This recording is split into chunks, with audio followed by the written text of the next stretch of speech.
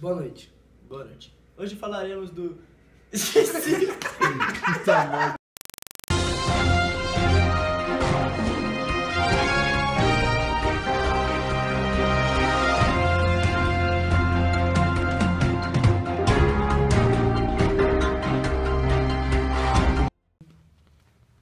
Ô, ligou aí?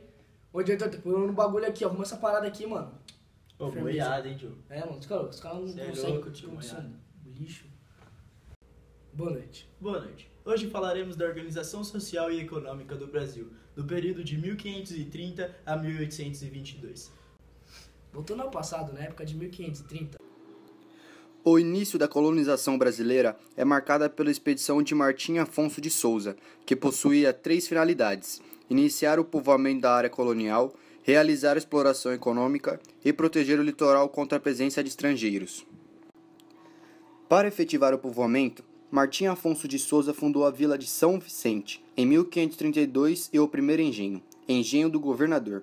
Também iniciou a distribuição de sesmarias, isto é, grandes lotes de terra para pessoas que dispusessem a explorá-los. Com essa expedição, o sistema de capitanias hereditárias começou a ser adotado, iniciando efetivamente o processo de colonização no Brasil. Agora iremos falar do período de 1553 a 1558, onde estavam ocorrendo conflitos entre os colonos e os jesuítas, envolvendo a escravidão indígena. No mesmo período, estava ocorrendo a invasão francesa no Rio de Janeiro. O período colonial também ficou marcado pelo início da substituição da mão de obra escrava indígena para africana, pois os índios conheciam o território brasileiro muito bem e não se submetiam aos portugueses e nem aos processos de cristianização por meio dos jesuítas. Assim, logo traria um embate entre jesuítas e colonos pela escravidão indígena. E agora vamos aos comerciais.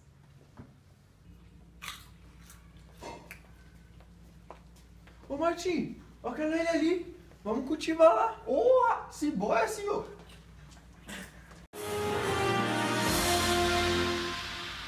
Você nem tá ligado, Diogo. Me falaram que o Brasil vai ser campeão em 2016. Nós nem tá lá ainda, mas me falaram. campeão do que, brother? Das Olimpíadas. Ô, Vai ser no voltou. Rio. Voltou. As capitanias hereditárias foi a primeira divisão política do Brasil, estruturada em a Carta de Doação e a Carta de Floral. Implantadas em 1534 por Dom João III, objetivavam garantir a posse colonial e compensar as sucessivas perdas mercantis do comércio com as Índias. O Brasil foi dividido em 14 capitanias que foram entregues aos 12 donatários. O sistema de donatarias possuía sua base jurídica em 2 documentos.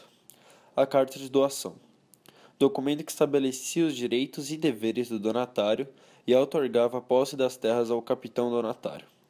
É importante notar que o donatário não possuía a propriedade da terra, mas sim a posse, o usufruto, cabendo ao rei o poder ou não de tomar a capitania de volta. O foral, documento que estabelecia os direitos e obrigações dos colonos. Pelo regime das donatarias, os capitães donatários possuíam amplos poderes administrativos, jurídicos e militares. E para solucionar os problemas da capitania hereditária foi criado o governo geral. Aqui temos um esquema da organização social e econômica do país durante o governo geral. O governo geral era uma forma de centralizar administrativamente a colônia, o que agradava alguns capitães donatários que ansiavam por uma fiscalização e controle sobre as capitanias. O governo geral se constituía do governador-geral, que incentivava a criação de engenhos, o ouvidor-mor, responsável por assuntos judiciários, o provedor-mor, responsável por assuntos financeiros, e o capitão-mor, responsável pela defesa do litoral. O governo geral se constituía no esboço do poder público no Brasil, uma forma de ter mais controle sobre a colônia. O governo geral ainda atendia aos interesses absolutistas e mercantilistas, pois centralizavam o poder e transformavam a colônia em um reduto de exploração da metrópole. Ainda inaugurava-se no Brasil o Pacto Colonial, que era a forma exclusiva de relação política, financeira e econômica entre a colônia, Brasil, e a metrópole de Portugal. No período do governo geral, tivemos 3 governadores gerais: Tomé de Souza, uma boa administração, 1549 a 1553, Duarte de Costa, Má Administração, 1553 a 1558, e Mern de Sá, Uma Boa Administração, que vai de 1558 a 1568. Aqui ao lado, temos um esquema simplificando a organização econômica no período do governo geral. Então, o governo geral ele fiscalizava, controlava e administrava as capitanias hereditárias, que tinham a função de povoar, explorar, fundar vilas e proteger. E agora vamos aos comerciais. Foi não? Não sei, não, Edilson. Foi? Foi não. Hã? O que você quer? Litoral, passa aí.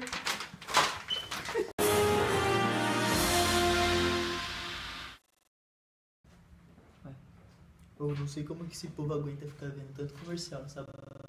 Não. Programa lixo, Ô, cara. mano, vai aqui do nada, tá ligado? O produtor falando Queria uma ser bosta, demitido, mano. Tamo ao vivo! mano. Eita porra. Aqui ao lado temos o esquema das estruturas políticas, social, econômica e cultural do açúcar.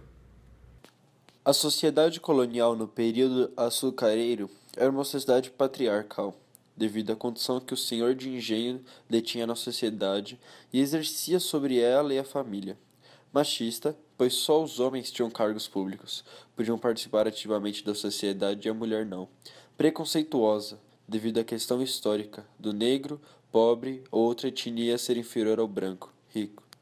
Agora vamos falar um pouco do ciclo do ouro e da sociedade que o compôs. O ouro e a sua descoberta contribuíram totalmente para o avanço e construção de um espaço social e urbano no Brasil. O ouro integrou e agregou o Brasil. Através do ouro, interligamos nosso mercado, passamos a ter um mercado interno, criamos núcleos urbanos, tivemos mobilidade social e o surgimento da classe média. Acompanhe as mudanças do ouro na sociedade e seu paralelo com a sociedade açucareira no organograma abaixo. Criam-se núcleos urbanos e um elevado crescimento populacional. Mercado interno, destaque do Sudeste, trabalho livre, surgimento da classe média, transferência da capital de Salvador para o Rio de Janeiro, para facilitar o escoamento da produção. Agora vamos fazer um pequeno resumo sobre a época pombalina e suas consequências no Brasil. A intenção de Pombal era diminuir a preponderância da Inglaterra sobre a economia de Portugal. Para isso, ele apoia as manufaturas portuguesas, com ampliação das taxas alfandegárias. Tais medidas surtiram efeito e a balança comercial portuguesa em relação à Inglaterra ficou favorável durante alguns anos. Pombal, em relação ao Brasil, usou as mesmas táticas mercantilistas, como, por exemplo, para evitar o contrabando e manter o monopólio colonial, ele criou as companhias de comércio para o Grão-Pará e Maranhão, em 1755, e para Pernambuco e Paraíba, em 1759. A metrópole deu força à agroexportação de algodão, tabaco e açúcar. Algumas manufaturadas foram permitidas no Brasil para melhorar a qualidade do produto vendido à Europa. Pombal determinou o fim do sistema de capitanias hereditárias e agora a única autoridade da colônia era a metrópole. Assim, a capital da colônia passa de Salvador para o Rio de Janeiro, com o objetivo de atrair as elites brasileiras para o Rio de Janeiro. Pombal entrega vários importantes cargos da administração colonial a pessoas de famílias de grandes proprietários. E uma de suas medidas com relação ao Brasil foi a expulsão dos jesuítas do Brasil, alegando que eles detinham muitos poderes e criaram um autogoverno. Mais de 600 foram expulsos. Não saiam daí, voltamos já. Após os comerciais.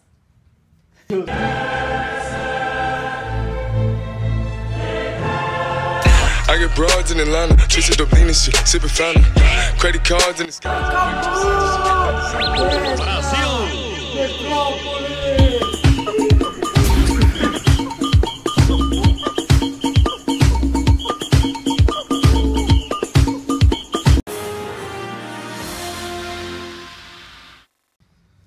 Ô, mano, mó dor de cabeça sair pra beber com os índios ontem, tio. Os caras encheram lá, tão. É, mano, dá um anos Aldina do Flex. Você que sabe, mano. Ei, tio, peraí, eu vou buscar aqui.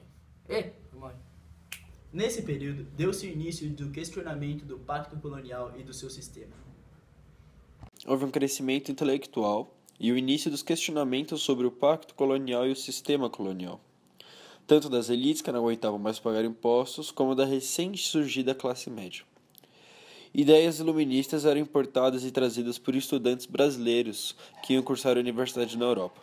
Nesse período, o Brasil não possuía universidades e esses jovens cursavam principalmente em Portugal e França, redutos de ideias iluministas de liberdade, igualdade e fraternidade.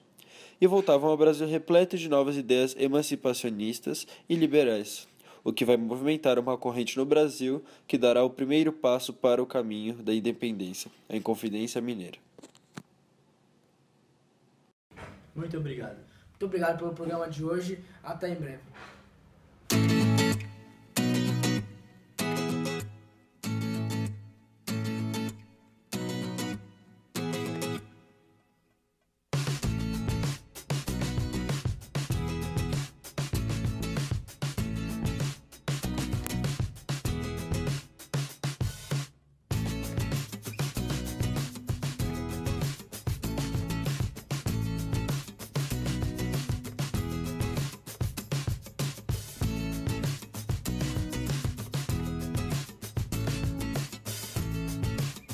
Boa noite. Boa noite. Hoje falaremos do... Esqueci. Agora pularemos para o período de 1553 a 1558, onde estavam ocorrendo conflitos entre os colonos e os jesuítas, que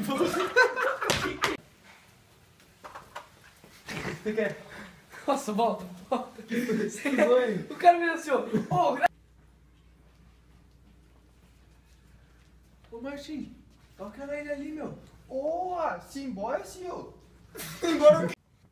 Agora pularemos para o período de 1553 a 1558, onde estavam ocorrendo conflitos entre os jesuítas e os colonos, envolvendo a escravidão indígena. Já viu, mano? Onde eu vou quebrar esse filho do Maego que não para de dar risada. Ô, tira o enquanto eu tô meu falando. real. Eu tô